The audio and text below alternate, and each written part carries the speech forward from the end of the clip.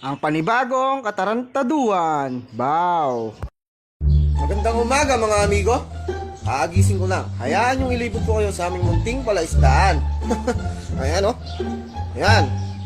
Diyan nyo matatagpuan ang kaluluwa ng bangus na tinagtagtad sa palengke. Daanan lang kanan na ulanan. Yerong naambunan. Yan. Maluwang yan. Mamaya, ipapakita ko sa inyo ang aming palaisdaan.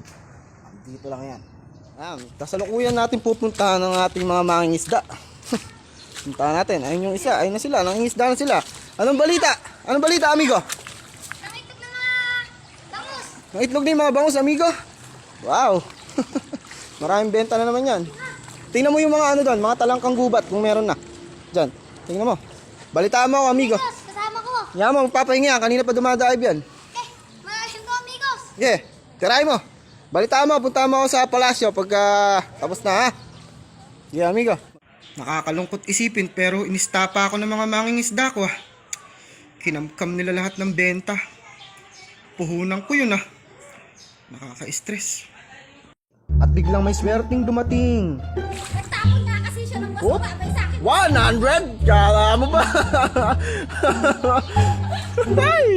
At dahil nai-stress ako, ipapasyal ko na lang kayo sa garden namin. Come on.